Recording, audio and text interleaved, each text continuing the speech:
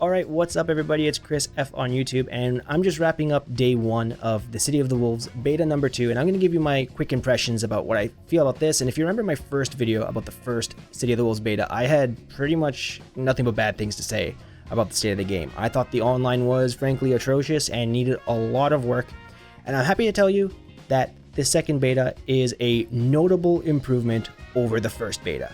You got it, you heard me right. They made this game much better online. The online matches feel significantly better than they did in the first beta, so that's the good news. Other good news, they included training mode in the second beta, so we can finally lab combos. We can actually learn a little bit more about the system. So in this video, I'm going to give you my quick summary. It's only day 1. I haven't gotten too much time with this game. I only played for about 2 or 3 hours total, so I haven't really gotten to the nitty-gritty of everything. But I'm going to give you my quick day 1 impressions about what I think. So first, the online. The online is much better than before. Like I said, ranked matches, when I get matches, everything feels significantly better than it did in the first beta. When I have a match that shows up as low ping, it stays low ping. So the connection quality is much better, and last time in beta 1, when I would do matches, it would say the ping was like 32 or 40 when I got the little match notification, but then when I actually got into the match, it would bounce up to like 130, 150, 200, 500, 1000. It would just really fluctuate, and that caused like a really poor experience for everybody. That's gone. If it shows up as like a 40 millisecond ping match, it generally stays as a 40 millisecond ping match, and the rollback frames are very low, the delay is very low. It feels like it should at that ping. So that's a great thing. Another very good thing, if you guys remember, in the first beta, in between rounds, there was incredibly long loading times. That is also gone. No more loading in between rounds. So props to SNK for fixing the stability of the matchmaking, and also for fixing that long loading time between rounds, because that had to go. That was ridiculous. So they pulled it off, so good for SNK. There is, however, some really weird loading at the beginning of round 1 when you first match up against an opponent. I'm not quite sure what it is. It's not terrible, but if that loading time could be cut down, that would be really good for, the release. But it's not all good news, because the online is still a little messed up. It takes way too long to find a match. Most of my matches today when I was playing were at prime time, evening, in Japan. And in case you guys don't know, I live in Japan. It would take me about a minute, 2 minutes, sometimes even more to find a match. Now, SNK did make a tweet saying that there are some matchmaking issues, and they said right now, if you find that you're not matching with anybody, you have to quit the game, close the game, restart the game, and it should fix your issues. Which is all well and good because it is a beta, but man, we're like 3 weeks out from release of this game, and if they're still having issues now, it just kind of ruins everybody's confidence in them finally releasing like a good modern product. So it's great that the second beta is showing signs of improvement, but there are still some weird things that are going around that don't really make it seem like a super, modern 2025 product right now. The game still has a very convoluted way of inviting friends and making friends. You have to go to your online profile. You have to go to friend request, search player. To invite them to a room, you have to make a room. It's very long, it's very convoluted, and it just doesn't feel good. So I want to see them improve friend search, inviting a friend to a room, getting somebody into your lobby. Checking your invitation list is also like really hard to do. You have to I have to go on the keyboard here. I have to check my matches. And again, sorry, everything's in Japanese. I live in Japan, and I just couldn't be bothered to change it to English. I can read it, so I don't care. But yeah, that part's kind of rough. What else? Let's talk about the delay in menus. That's still there, and I can show you a good example. Let's go to training mode, which is new to this second beta. I gotta show you guys what I like and don't like about training mode, because if you've watched my YouTube videos on Street Fighter 6, you guys will know I am a training mode monster. I come up with lots of different practice routines and lots of different things, and that's how I learn about the system and how I learn about a game. So I'm very much accustomed to training mode, and I'm very experienced with training modes in various games and knowing what's good and what's bad. So first, let's talk about some quick quality of life things that are much better from the first beta. If you're like me and you play on leverless controller, they brought in Street Fighter 6 shortcuts, which you could not do before. If you don't know what I'm talking about, I mean pushing things like forward, down, forward will give you a DP, or if you know the jump SOCD method in Street Fighter 6, like the 3-frame SOCD jump DP input, that now works in this game both on the 1-player side and the 2-player side. So I played the first beta, that wasn't available, and I was actually considering going back to arcade stick because it was just kind of awkward to do DPs in this game because it wasn't the same as Street Fighter 6, but they put this in, which I think is a great quality of life change. So liverless boys, rise up. Cheatbox lives another day. Or another game, I should say. However, unlike Street Fighter 6, there is no crouching DP shortcut. So you can't like mash down, forward, and down. You won't get a DP. You have to actually stand up to get a DP. And that's just a typical SNK thing. In SNK games, no matter which game you're playing, like the biggest one that most people have experience in is KOF, you can't do crouching DPs. And that's kind of how to like balance hops and jumps, because this game is a bit more aerial than Street Fighter 6. So if you could do crouching DPs like this, it would make jumps and hops very, very weak, because it would be very easy to just hold down and react to a hop with a DP. So you have to stand up, and that raises your hurt box. So it makes jump pressure a little bit stronger in this game. So I wouldn't expect them to add a crouching DP shortcut, just because it doesn't really match with the overall game system and the whole idea of SNK games. So if you're expecting a crouching DP shortcut, it's not coming, trust me. That's not how these games work from SNK. Let's talk about actual training mode stuff. I know it's all in Japanese, just bear with me. I'm gonna give this whole training mode right now maybe a 5 out of 10. This feels like a training mode back from like 2014, 2015 with some modern quality of life changes. Like, it's almost good, but it misses the mark in some key spots. If we look at the 3 big fighting games out right now, Street Fighter 6, Tekken 8, Guilty Gear Strive, their training modes are various levels of very good to good. So I would say Street Fighter 6 by far has the best training mode out of any fighting game right now.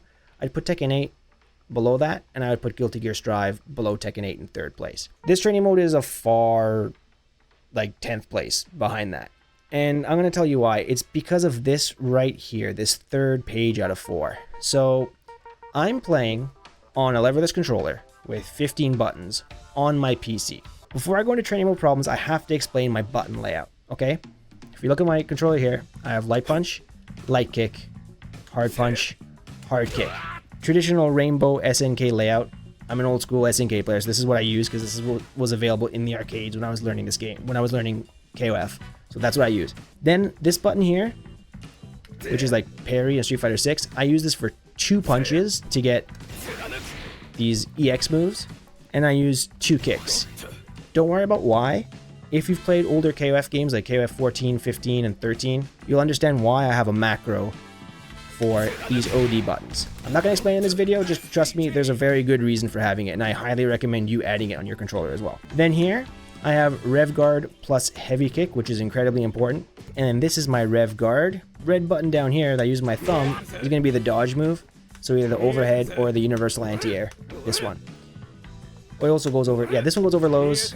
This one has upper body invulnerability. So that's my layout. And I'm not going to explain why I chose that layout, I'm experimenting with it. But look what happens if we go to button config. And again, I apologize in Japanese. But because I'm using all the buttons on my controller, with the exception of this one, which is not working right now, I have to kind of adjust my controller, but even if it was working, it wouldn't make a difference. I don't have enough buttons to set a record, play, and repeat playback option. I can't set it. So basically, I have no way to record the dummy. However, by pushing a lot of buttons on my keyboard, I discovered that if I push the button, like the colon button beside enter, I can record, and if I push the button below that on my keyboard, I can hit play. So I'm just gonna push buttons here. So if I knock down Terry, he's gonna wake up with buttons that I just recorded. And this is where one of the main issues comes. So if you're using a typical like 8-button controller, like an arcade stick, you won't have enough buttons to set record and play without getting rid of some of your settings. And you have to swap between that and like in training mode, and then when you play a match, you have to set your control settings again. So I think this game needs a function button, kind of like Street Fighter 6, where you can push function plus a combination of directions or buttons to give you more options in training mode. Now, that's like the really sweaty, really nerdy stuff, but let's talk about things that are actually going to affect you. If you guys play Tekken 8 or Street Fighter 6, you're going to know that there's a save state. So let's say I go like this. And I want to practice a combo from this move. So here I can load up, I can make a save state. And here's my play save state, right? So to play the save state, I have to actually push start and then hit the save state replay. There's no way for me to actually like get a macro that I can do without having to push start. So always having to push start and say replay is really, really annoying. So I have to make a save state here, say okay, then I have to go here, quit, then load it here. So it's really, really long and cumbersome, and it just makes training mode take longer. The whole point of save states is to kind of cut down on the amount of time you're spending in training mode. So they need to make a button option where you can set record save state and play save state in your default button options or in shortcut settings, kind of like Street Fighter 6 has.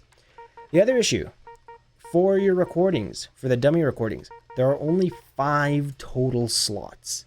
If you guys have played Street Fighter 6 has 40 total slots. One for neutral recording, one for actions on block, actions on knockdown, and then actions after defense. So 10 each, so 40 in total. This only has 5 amongst everything. And this is going to drive you guys crazy. Let's say you want to record, you want to practice your frame traps, right? So yeah, I'm going to set Terry to block everything.